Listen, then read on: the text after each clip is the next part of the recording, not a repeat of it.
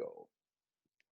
Good afternoon. It's Cav Stridecast, episode 4th interview and 5th episode. Super excited to be here with an old-time friend through my sister and brother-in-law and their network. Been lucky enough to come across Hermen Kailley. Hermen, thanks for being here. Thanks for having me. I know you've got a lot on your plate right now. Your wife, beautiful wife's pregnant right now, and you've got 3 already. You've got 3 kids waiting on number 4. That's right. Hermen is, actually, Hermen, I'll let you go ahead if you can just talk for a minute or so about what it is that you do. And what that looks like under normal circumstances professionally. Okay. Yeah, no worries. So I'm the Secretary Treasurer of International Longshore and Warehouse Union, Local 502. Our union hall is based out of Surrey, and we do maritime work up and down the Fraser River.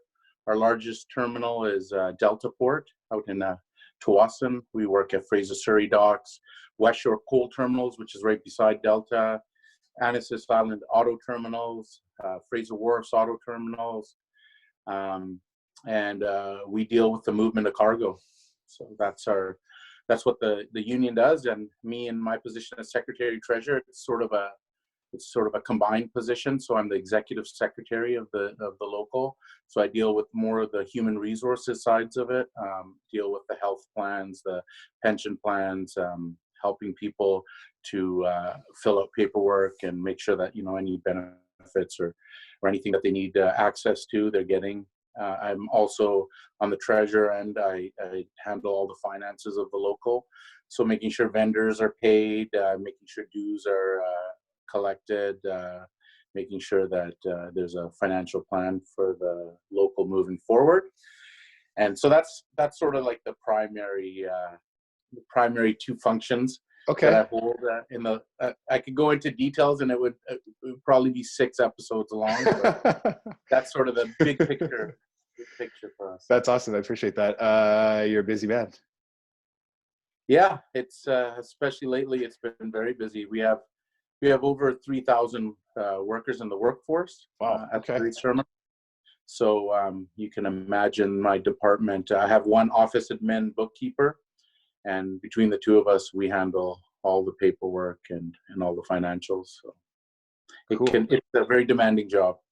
Yeah, I can imagine.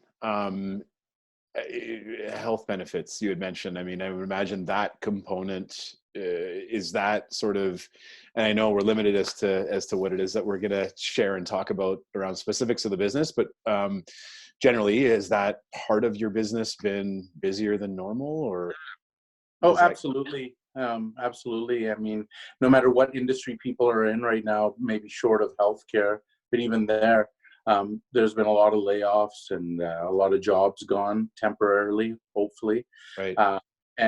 So people are not only accessing their own health plans, but they're also accessing government funding, such as the Canada Emergency Response Benefit. So, they're having to fill out those application forms, and along with that comes things like records of employment, which we don't do, but I'm having to direct them to the employer and kind of walk through the process. Okay. And once again, it's not, no one thing is very complicated. It's just with the sheer number of people in the workforce, it can. Yeah. How is it that you're able to have, how do you feel like you're able to have a direct impact? Like, are you working directly with your people at all? Like, are you having conversations around where we are today, COVID-19 specifically related? Well, I'll answer that in 2 parts. Before COVID-19, the heart of our local is our dispatch hall. So people come to the dispatch hall for a job. So every day I'm meeting, upwards of 1,000 people, not directly talking to each one of them. We have the ability through our dispatch to make announcements. I like to, test the pulse of the workforce and see what's working, what isn't working. Right. And that's sort of, that's what brings about change and progress in our local is the dispatch hall. When the gathering bans came about due to COVID-19, we had to act quickly. to protect our workforce. And so we actually shut down the dispatch hall. And I believe it was like less than 24 hours, we had come up with an online dispatch system. You know, it was a little bit rough, but it was a temporary system we had to put in place. So that aspect of it, of seeing people daily, is something that I'm not able to do right now.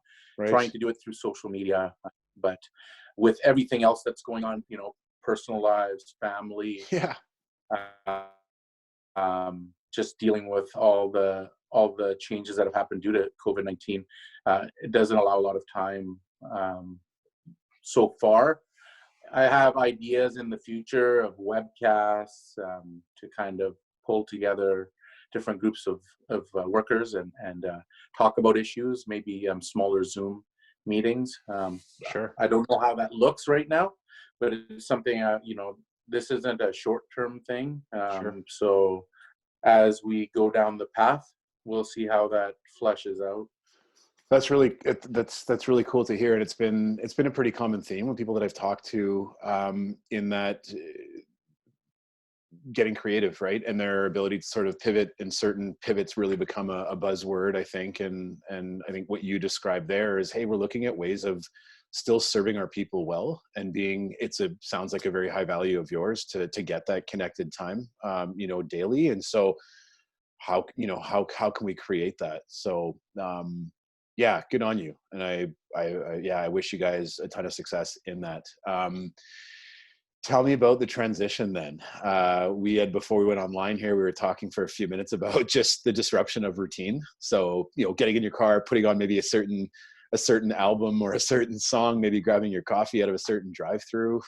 Tell me about the disruption of that, and sort of maybe how it is that you've found a way to find some comfort.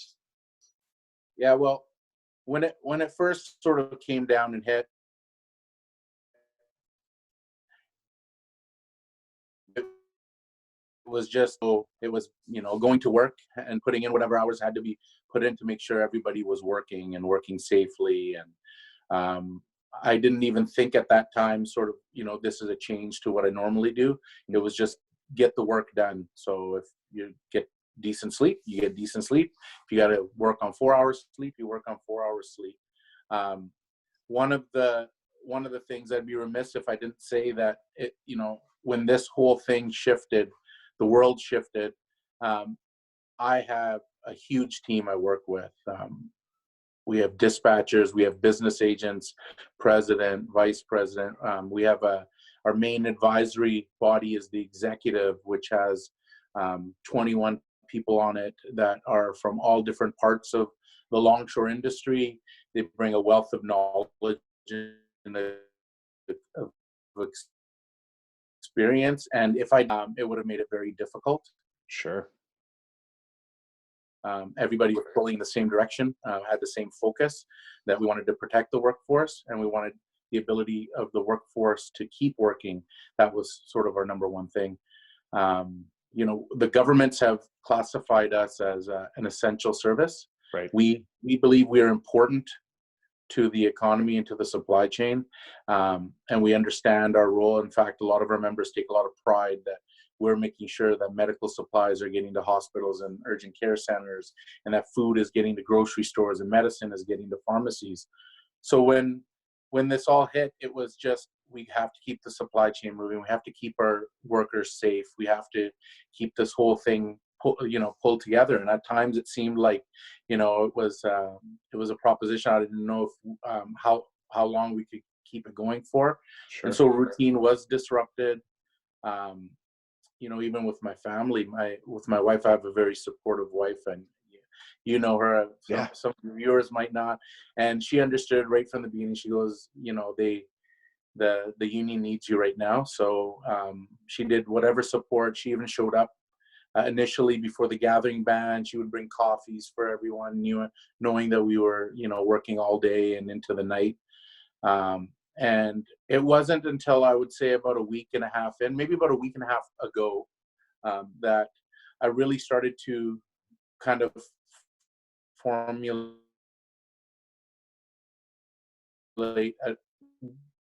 going back to some of my routine, the music I love to listen to kind of mentally prepare me for the day. Making sure I still grab, there's a McDonald's right by our hall. And every morning I grab a coffee from there, and making sure that I was grabbing that coffee just like I did before, and getting to the hall and getting into my office and trying to kind of go through some of the routine that I used to do before everything was disrupted. Yep. And getting back to that now that we had sort of a new system, and those changes, it made a huge difference, because I was coming home before that and my brain was just fried, honestly. Like, you're going from putting out one fire to the next. Sure. People are worried, and that's not just in our industry. Everyone in our greater community, there's so much ambiguity and so much unknown about where this is going to go, how long it's going to go for, and people want that sort of paused, reflected view of calmness, of, okay, we're going to get through this, and this is how we're going to go. And that's what I've been trying to do, is with myself, even not just to our workforce or my family, but to myself. Like, okay, this is the process now. This is what I'm going to go through to make sure that everybody's protected, the workforce, my family, even myself. Because one thing that I don't think people are pushing enough is the mental health aspect of what COVID-19 is going to bring to people. Sure.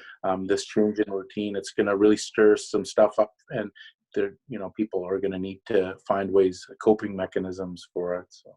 Agreed. Yeah. Thanks for sharing that. I just want to circle back. So I love that you personified sort of what it is that what it is that longshoremen do for us, right? Those of us that aren't, so the community around us. Thanks. Huge thank you from, I think, probably everybody who's going to watch you share what it is when you personify, hey, this is what we do. So when you get, we get equipment that comes in offshore and ends up in the medical facilities to help people stay healthy, or stocking pharmaceuticals at, our neighborhood drugstore, that you guys have a hand in that. So on behalf of everybody that's going to hear this, thank you for committing to your work. And I don't think we'd even be at this stage of optimism unless we had that as a part of our supply chains. So yeah, please, on behalf of all of us, thank your team, and, and let them know that we appreciate you guys grinding and putting yourself at risk to take care of us. So incredible, really cool. Self-leadership. So we end up in a spot where I hear from you, and it's been a theme that I've talked about everybody to everybody about, which is, Hermen, you've got a lot of people around you that you are responsible for, and maybe that's not the right way of framing it, but certainly people around you that look up to you, not just as a title of secretary, but as just Hermen as Hermen the man. And so that trickles down into the home, where I'm sure your kids look at you, your wife looks at you, parents, everybody else that's around you that say, hey, what's the next move? And so if that sounds like kind of what you're living through now, my encouragement to you, brother to brother, is to take care of yourself, right? And really that leadership, in order for you to prepare yourself to go out and have, be available to people around you that really love and care for you, but truly look to you for guidance as a role model and all else, that unless you're taking that time to pause and really assess what Hermen needs, because I know how easy it is to lose sight of that. But during this time, that Hermen's able to step away and say, what do I need? Do I need, make sure I'm stopping and getting that coffee, make sure I'm going to go for a walk, get some fresh air, whatever those things look like for you, but doing it selfishly, but the net result ends up being that you're doing it selflessly, because you want to prepare yourself to show up better in all those roles. Yeah, absolutely. This was the first weekend. I took a full 4-day weekend. Easter weekend. Attaboy.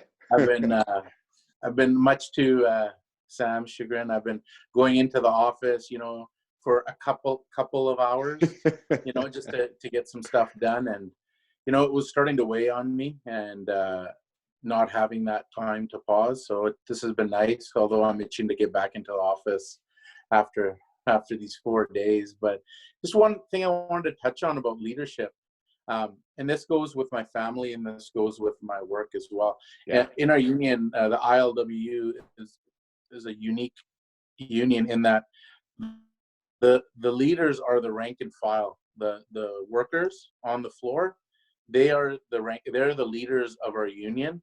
And every year there's an election, and they put their peers in charge of positions. So the position I'm holding, secretary treasurer, that's the union's position.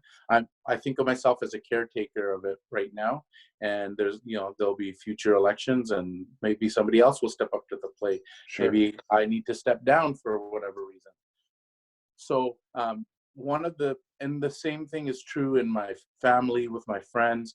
Everybody has leadership in them in different aspects. And what I'm trying to do, what I try to do is to organize teams and bring everyone together, and all the different responsibilities and people's assets that they have, leadership skills that they have, the different ones, and to put together as strong a team as possible, whether that team is a small team for a certain project, or if you look at the union as a large team. Right. The more people we have involved, and the more of those leaders that are taking part of it and bringing their experience and education into it, the stronger that we're going to become. And then that folds out into the greater community. One of the things I didn't touch on here was I'm also on the executive of the New Western District Labor Council. And so that is a labor council of all the unions in the New Western District area, which includes, the Tri-Cities, Surrey, Delta, Burnaby. And that's something that I've been missing. That work is work I do, I have a passion for, and that connects not only union labor movements, but also social movements and community movements, and brings them all together. And that's another form of organizing, and you need different styles of leadership, but leadership still applies there as well. And I love going to the Labor Council meetings every month and meeting other leaders of other unions and other community groups. And I think that even in this time, using technology like we are today with Zoom, we can connect, and we can have, this was before we started, I think in our little preamble, we talked about having the conversations. I think it's very important, no matter what the issues are, no matter how difficult they are or easy they are, the more conversations that we have as people, the more leaders we're going to build, and the stronger we're going to get as a community, as a community as a whole. Yeah, what a great snapshot. Thanks for sharing that. And so true. I mean, just we have a unique opportunity right now, and I always every time I use the word opportunity during this time, I go, oh, it might not land well with people, but I'm okay with saying it, and looking at this time as an opportunity to bring people closer. So you had described a few minutes back the role of the senior leadership team, and then also I think you had said a board of directors, or a senior board. There we go.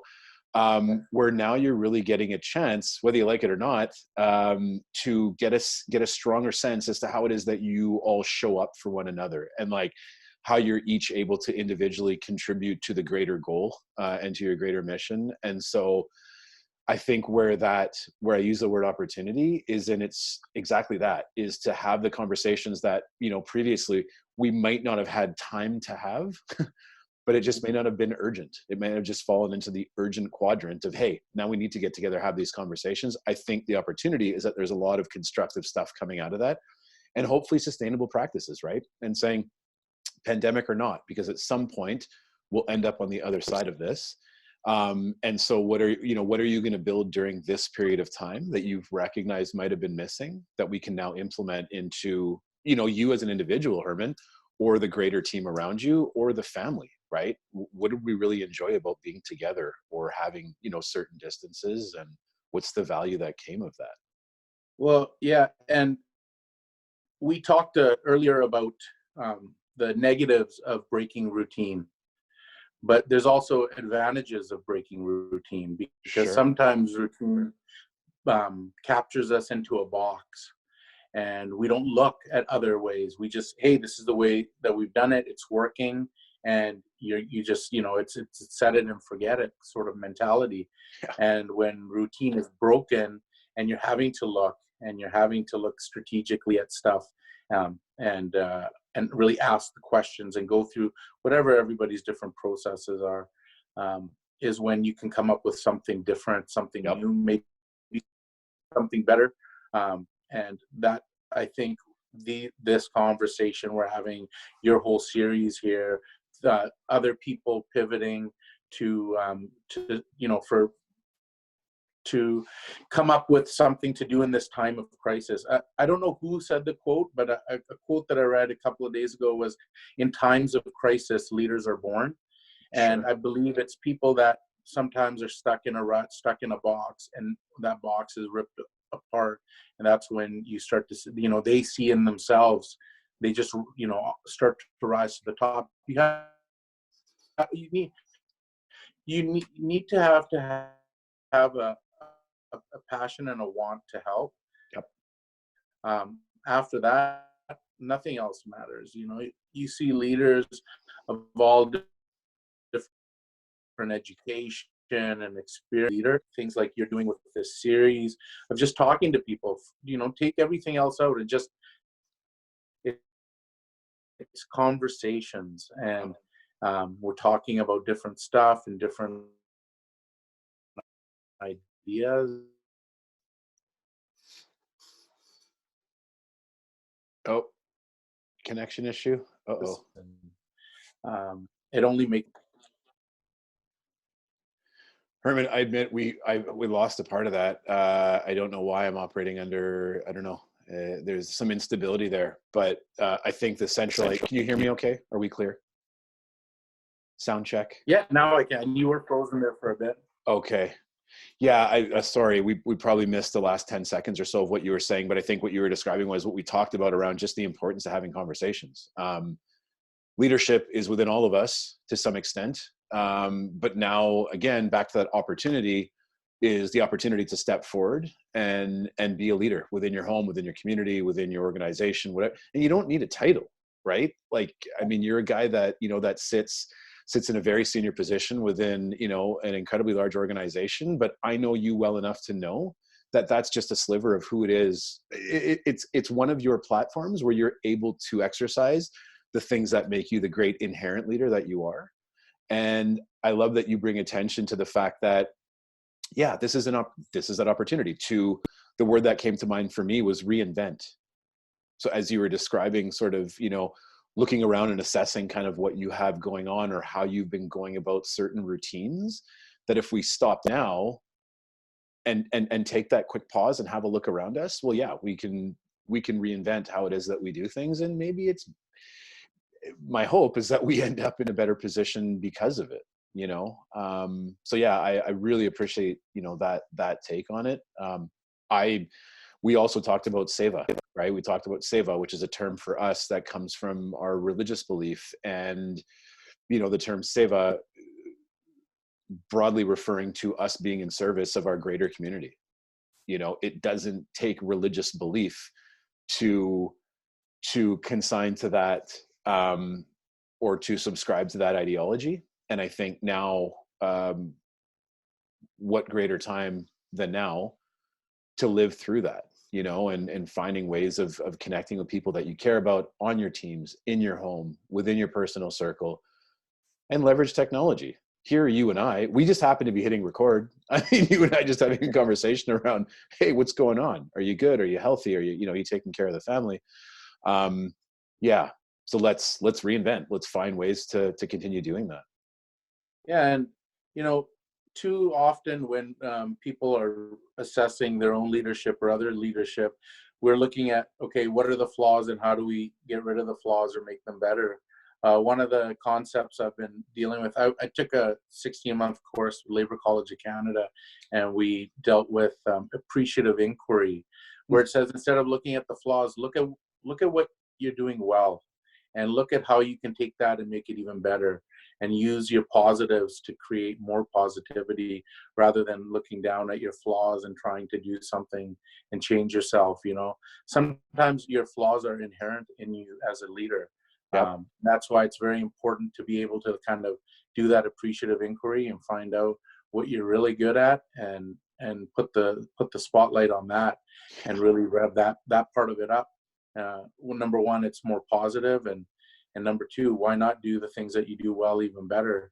That's something that you have success with, and that's something that you have experience with. So, you know, I think a lot of times people, they're trying to assess themselves and say, I'm not a leader because I can't do this or I can't do that. But if you take any leader that's out there that people look at, they all have flaws. They're good at assessing those flaws and making sure their team and the people that they work with and collaborate with, that there's somebody that's good at the part that you're not good at. Sure. Right? And you work together, and that's how you build a strong team and a strong community.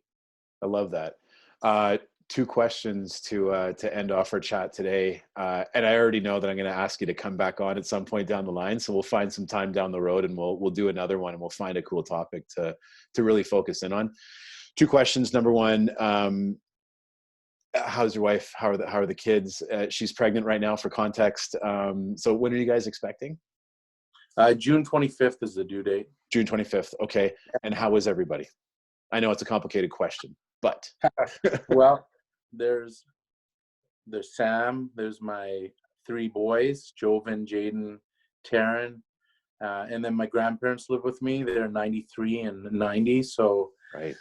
Very worried about them. And they've basically been, you know, we try to stay away. We've had a couple of meals together. I make sure that they're fully stocked on groceries, make sure their medicine is there. But so there's 7 people in a house, which normally is not an issue, but you know, the boys only have the front yard to go out in, and sure. We live in Vancouver, so it's a standard Vancouver lot. There's limited grass area, but mostly with Sam, I mean, she's doing well. There's a lot of, you know, now it's getting close. She's in her 3rd trimester, due date's coming up. We need to prepare. Well, normally I just go out, you know, we go whatever we needed to buy, but we've been limiting our trips anywhere. Only I go out to grocery shop. Okay. Try to keep it to 1 day a week. You know, I have all my PPE on, my gloves and my mask, and yep. I shower down, make sure that there's going to be no transmission, you know, depending on where I went out. So she's taking it very well, but you know, cabin fever does set in, and we're doing, I will say this, it's allowed us to talk a lot more than we have in the last few years. Sure. Just because, you know, during the day, from whenever I leave the house between 6:30 and 7 in the morning till I get back, you know, it's the odd text or phone call, but now we're getting to spend hours each day and talking, and it's almost like dating again. Yeah. only you date at the house, and your kids are sitting with you. Yeah. Same. What do they say? Same but different. Yeah. So it's actually had a very positive effect on us. Not to say that it hasn't affected her. You know, there's already, with pregnancies, you know, there's hormones, and now you've got. I have no idea. I have no idea what you're talking about. And all this is like being lumped together, and the kids acting out, or the kids being worried and asking questions, that falls directly on her shoulders as well when I'm at work. So so she's been a real rock for us in the family. What a leader. Yeah, she's been a great leader. Yeah. And yeah, it's helped having her awesome be the person that she is. So yeah, happy to hear that. Like, you know, my blessings to the family, and please extend those when you see him next, and tell him we're thinking about him. And, you know, yeah, good on you, Herm, for stepping up and taking on the role that you have with them. I know that you're always that guy. It's just a little different now. So yeah, brother to brother, dad to dad, parent to parent. Proud of you, man. Good on you. They need us in that capacity. I'm going to end off with a question, which is, what's your call to action? What do you want to share? What do you want to leave everybody with from this conversation? Put me on the spot there. A little bit. I would tell everyone, that to stay calm, to breathe, to go through the process in your head of where we are, what the process is to get out, where you want it to be, to not think that we're going to return to what it was like. There's going to be a new normal. And what do you want that new normal to look like for yourself, for your family, for your coworkers, for your work that you do professionally, and to work towards that. Don't think that we're on pause here, and at some point there's going to be a big play button pressed, and we're back to how it was a few weeks ago. Take this time to reflect on how things were going and how you want the new normal to be, and work towards that. To do some strategic planning for yourself, for your family, and for your work. I love that. Take a pause, be reflective, and then plan forward. Yeah. Hermen, Kailley, it's a pleasure, my man. Really appreciate it. Again, take care of yourself. Thanks for spending the time with me today, and we'll link up sooner than later in person and reflect back on this time and kind of what it all meant to us. Thanks for having me on, Cav. It was a great conversation. Appreciate it, Hermen. Talk to you soon. All right. Cheers. Bye.